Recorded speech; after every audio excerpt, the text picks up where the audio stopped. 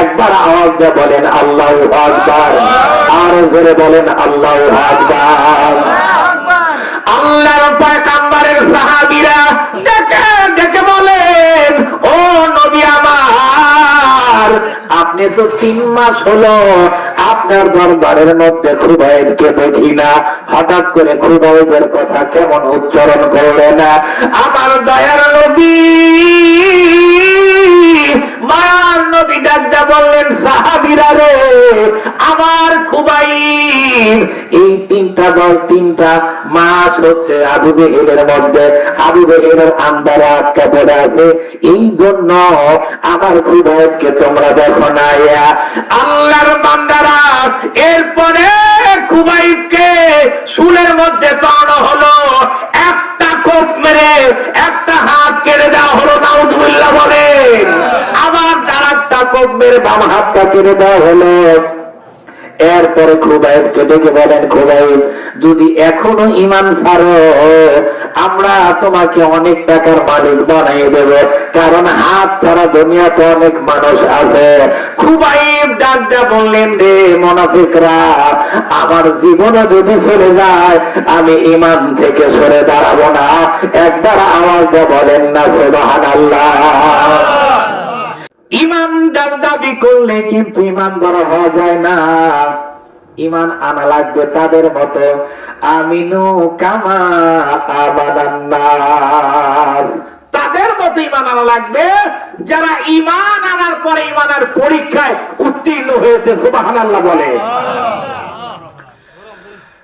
এ বড়পাড়ার বাবারা, আমিনু কামা আমানান নাস, এর ব্যাখ্যার মধ্যে কয়েকজনের কথা বলা হয়েছে।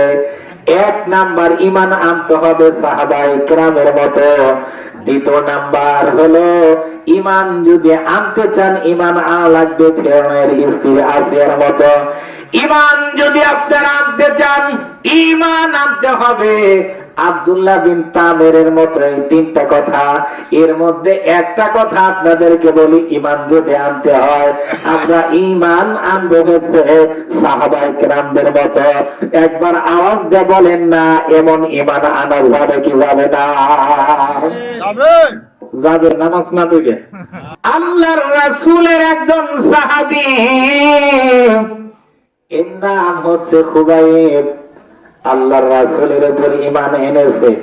রাসূল যখন মদিনায়, আল্লাহর রাসূল তখন বললেন, খুবাইব, আমার কোরআনের দাওয়াত নিয়ে তুমি মক্কার মধ্যে চলে যাও, আর মানুষের কাছে তুমি দ্বীনের দাওয়াত দাও। আমরা জন্মের পর থেকে, এ বৃদ্ধ বাবা, আজ প্রায় 60টা বছর বয়স হয়ে গেল, একটা বারের জন্য আপনার সন্তানকে আপনি বলতে পারলেন না, বাবা মসজিদে যাই। আমরা কেমন সন্তান জন্ম দিলাম, বাবাও কেমন হইলাম, আমার সন্তানকে আমি বলতে পারলাম না, বাবা মসজিদে যাও। এমন বাবা আছে না নাই? একসাথে খাবার খায়, সন্তান না খাইলে বাবার পেটের মধ্যে খাবার যায় না। একটা মাত্রই সন্তান, যতক্ষণ না সন্তান খাবার খায়, বাবা মা ততক্ষণ খাবার খায় না। অথচ একটু চিন্তা করে দেখেন, এই সন্তান যদি জাহান্নামে যায়, আপনার চোখের সামনে যদি জাহান্নামে ফেরেশতারা গলায় রশি বাঁধা টেনে নিয়ে যায়, একটু বলেন তো দেখি, ওই সময় আপনার অন্তরের মধ্যে কেমন লাগবে? আল্লাহর পয়গম্বর ডাকতে বলেন, এ খুবাইব, যা রে যা। খুবাইব চলে গেল দ্বীনের দাওয়াতের জন্য। কোরআন পড়ে আর কোরআনের দাওয়াত দেয়। এমনি দাওয়াত দিতে দিতে হঠাৎ করে আবু জেহেল, আবু লাহাব, উতবা, সাইবা, মুগিরার হাতে খুবাইব ধরা খেয়ে যায়। খুবাইবকে বলে, খুবাইব, জীবন দিবে নাকি ঈমান ছাড়বে? আল্লাহর পয়গম্বরের সাহাবী, এ বৃদ্ধ বাবা, আজকে দুনিয়ার মধ্যে সব থেকে পাতা বিক্রি হয় যখন হিন্দুদের যখন হচ্ছে পাতা বলি হয়, সব থেকে বেশি পাতা বিক্রি হয়, ঠিক কিনা বলে বলেন? সব থেকে বেশি গরু বিক্রি হয় কোন সময়? কোরবানির সময় সব থেকে বেশি মানুষ বিক্রি হয় কোন সময়? একটা আওয়াজ দিয়ে বলেন।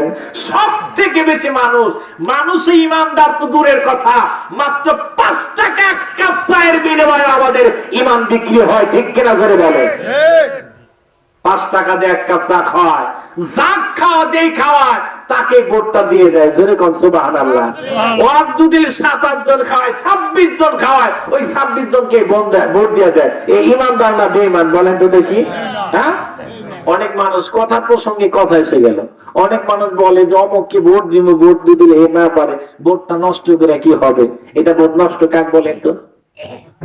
ইসলামের পক্ষে থাকলে আপনি হারলে লাভ, ইসলামের পক্ষে থাকলে আপনি জিতলেও লাভ, ইসলামের পক্ষে থেকে মরলেও লাভ, আর ইসলামের পক্ষে থেকে বাঁচলেও লাভ, ঠিক কিনা করে বলেন? আমি যা করব প্রত্যেকটা কাজ যেন আমার ইসলামের পক্ষে হয়, ঠিক করলেন না? অনেক মানুষ বলে হুজুর রাজনীতি করে আছে, রাজনীতি আছে না? আপনার বলে তো দেখি আছে। এই 2 জন জানে ইসলামের ভিতরে রাজনীতি আছে না নাই? হ্যাঁ আছে।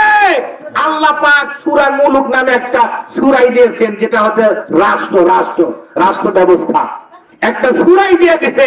ইসলাম হচ্ছে একমাত্র রাজনীতির হচ্ছে বড় হাতিয়ার। এরপরে রাজনীতির যত এখানে আদেশ হচ্ছে তার নাম হচ্ছে আল কোরআন। একটু আল্লাহু আকবার বলে। আর কয় ইসলামের রাজনীতি নাই। এ বদমাইশ, ইসলামের মধ্যে রাজনীতি না থাকলে তুই করস কেন? তুই মুসলমান না? শতকরা 95% মুসলমানের দেশে একমাত্র রাজনীতি করলে সেটা কোরআনের রাজনীতি করতে হবে, তাছাড়া বাংলার 95% মুসলমান এদেরকে ভোট দেবে না। ইসলামের পক্ষে আমার বাপও যদি থাকে, আমার বাপকে আমি ভোট দেব না। ইসলামের বিপক্ষে থাকলে আমার বাপ, এর নাম হচ্ছে মুসলমান। খালি লম্বা লম্বা দাড়ি রাখলাম, দাড়িত মেহেন্দি লাগাইলাম, তুমি মইরো, ওইটা দইরে ফেরস্তারা দাড়ি দইরে একটা আসার মারবো। বেঈমানের দাড়ি রাখলে যাইবে। আবার রবি ঠাকুরেরও অনেক লম্বা লম্বা দাড়ি, যদি দাড়িরও সিলাই যদি জান্নাত দেওয়া হয়, তাহলে রবি ঠাকুর আমার থেকে 100 বছর আগে জান্নাতে যাবে। আল্লাহর পয়গম্বরের সাহাবী, এরপরে আবু জেহেল, আবু লাহাব, উতবা, সাইবা, মুগিরা ডাকদা বলেন খুবাইব ঈমান ছাড়বে? বলে জীবন দেব, আমি তবু ঈমান ছাড়তে রাজি নাই। কারণ কোরআনটা যদি, যার দিলের মধ্যে কোরআন আছে আর কোরআনটা তিলাওয়াত করলে ঈমান বৃদ্ধি করে দেয় কে? আল্লাহ। আল্লাহর পয়গম্বরের সাহাবী, এ মোর পাড়ার বাবারা, তাদের ঈমান আমাদের মতো না, তাদের ঈমানটা কিন্তু আমাদের মতো না। যে 1 কাপ চা খাইবে, 1 প্যাকেট বিড়ি দেবে, 1 প্যাকেট সিগারেট দেবে, 500 টাকা পকেটের মধ্যে ঢুকে দেবে, আর ঈমানটা বিক্রি হয়ে যাবে। না না, ওই রকম না, তাকে শুলের মধ্যে চড়াইয়া মৃত্যুদণ্ড দেওয়া হবে। আল্লাহর পয়গম্বরের সাহাবীকে ডেকে ডেকে বললেন, এই খুবাইব বল, কেমনে কইরা মরার আগে তোর কি ইচ্ছা? একটা বার তোর ইচ্ছাটা আমি পূরণ করে দেব। খুবাইব ডাকদা বলে, আমার দুনিয়ার কোনো ইচ্ছা নাই, আমাকে মাত্র 2 রাকাত নামাজ পড়ার সময় দাও। একবার আওয়াজ দিয়ে বলেন না সুবহানাল্লাহ। আল্লাহর বান্দারা, এরপরে খুবাইবকে ওযুর পানি এনে দেওয়া হলো। এরপর খুবাইব যখন ওযু করে নামাজের মধ্যে দাঁড়িয়ে গেল, 1ম রাকাত নামাজ ধীরে ধীরে পড়লেন, 2য় রাকাত নামাজ একটু তাড়াহুড়া করে পড়লেন। তখন যখন নামাজটা শেষ হয়ে গেল, এইবার আবু জেহেল, আবু লাহাব, উতবা, সাইবা, মুগিরা বলেন, এ খুবাইব, প্রথম দেখলাম তুমি ধীরে ধীরে নামাজ পড়ছিলে, 2য় রাকাত দেখলাম তুমি খুব তাড়াহুড়া করলে, কেন করলে, এমন করলে বলে দেখি। খুবাইব ডাকতে বলেন, এ আবু জেহেল, একটাই কারণ, একটাই কারণ, আমি যখন নামাজ পড়বো আমি চিন্তা করলাম নামাজটা যদি লম্বা হয়ে যায়, তুমি ভাবতে পারো হয়তো জীবনের মায়ের জন্য নামাজ লম্বা করেছে, এই জন্য আমি নামাজটা খাটো করলাম। একবার আওয়াজ দিয়ে বলেন না সুবহানাল্লাহ। আল্লাহর পয়গম্বরের সাহাবী এরপরে নামাজের সেজদার মধ্যে আমার আল্লাহকে ডাক দিয়ে বলে, ও মালিক, আজ 3টা মাস হলো আমি এই আবু জেহেল, আবু লাহাব, উতবা, সাইবা, মুগিরার হাতে আমি বন্দী হয়েছি। 3টা মাস হলো তোমার রাসূলকে দেখি না। আল্লাহ, একটা বার মরার পূর্বে হলো আমার চোখের মধ্যে তোমার রাসূলকে একটু দেখা দাও না। আল্লাহর পয়গম্বর মসজিদের মধ্যে, নবীর মধ্যে ছিলেন। ওই সময় আল্লাহ জিবরাইলকে ডাক দিয়ে বললেন, জিবরাইল, যা রে যা, আমার বন্ধু বড় মুসিবতে মধ্যে পড়ে গিয়েছে, ওর সালামটা আমার রাসূলের দরবারে পৌঁছাবে।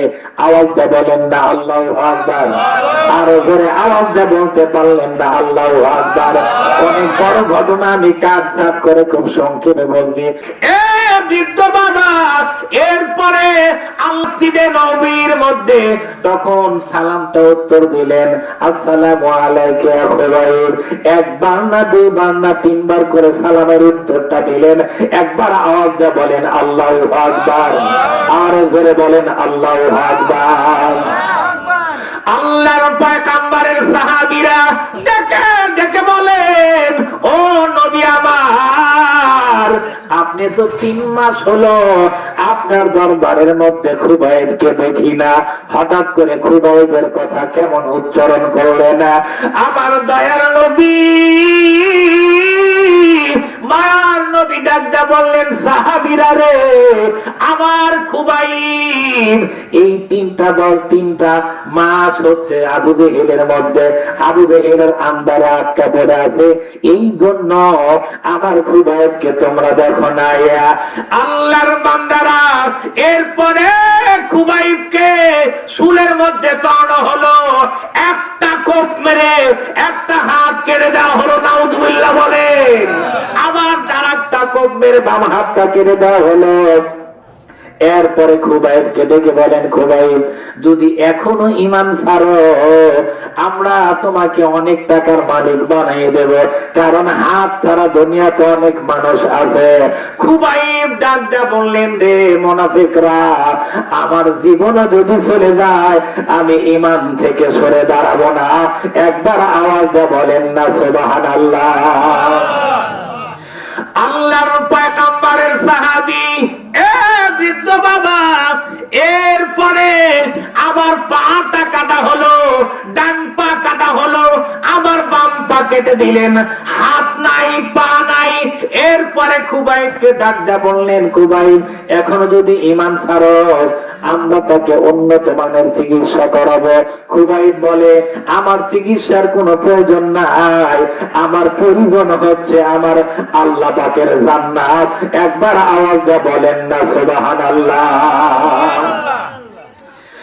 আল্লাহর পয়গম্বরের সাহাবী বৃদ্ধ বাবা এরপরে খুবাইবকে ডাক দা বলেন, খুবাইব, তুই বুঝি ঈমান ছাড়বি না? বলে না। অনেক দূর থেকে একজন মানুষ দাঁড়িয়ে বলতেছে, এইখানে যদি খুবাইব যদি না হয়ে যদি মুহাম্মাদুর রাসূলুল্লাহ হইতো, আমাদের কলিজাটা ঠান্ডা হয়ে যেত। একবার নাউযুবিল্লাহ বলেন না। আল্লাহর বান্দারা, খুবাইব একজন সাহাবী, কেমন নবীর আশিক, যেই মাত্র আমার নবীর কথা বললেন, সঙ্গে সঙ্গে মুখের মধ্যে থুতু নিয়ে ওই মানুষটার মুখের মধ্যে নিক্ষেপ করলো। একবার আওয়াজ দিয়ে বলেন না আল্লাহু আকবার। আর জোরে বলা লাগবে আল্লাহু আকবার। আল্লাহর পয়গম্বরের সাহাবী খুবাইবের হাত নাই, পা নাই। এরপরে ডাকটা বললেন, এ এ মুনাফিক, আমি যদি আজকে ভালো থাকতাম, আমার সামনে যদি রাসূলের কথা বলতা, তোমার ঘর থেকে, শরীর থেকে আমি তোমার গর্দানটা উড়িয়ে দিতাম। একবার আওয়াজ দিয়ে বলেন না আল্লাহু আকবার। আরো জোরে বলেন আল্লাহু আকবার। আল্লাহর বান্দারা, একজন সাহাবীর ঈমানটা কেমন ছিল, এরপরে খুবাইবকে আগ তরবারি নিয়ে ওর একদম কলিজার মধ্যে ঢুকে দেওয়া হলো। খুবাইব ওখানে মরে গেল। শুধু মারা যায় নাই, ও মারা গেছে আমার জান্নাতের, আল্লাহর জান্নাতের 8টা দরজায় খুবাইবকে ডাকা শুরু করেছে। একবার আওয়াজ দিয়ে বলেন না সুবহানাল্লাহ। এ বরপাড়ার বাবারা, আমরাও যদি এইরকম আমিনু কামা মানান্নাস, আল্লাহ বলেন ঈমান আনতে হবে তাদের মতো যারা ঈমানের পরীক্ষায় উত্তীর্ণ হয়েছে 100-100। আর এদের মধ্যে উত্তীর্ণ যদি হতে পারো, আল্লাহর জান্নাত তোমার জন্য অপেক্ষা করবে। একটু আওয়াজটা বলতে পারলেন না সুবহানাল্লাহ।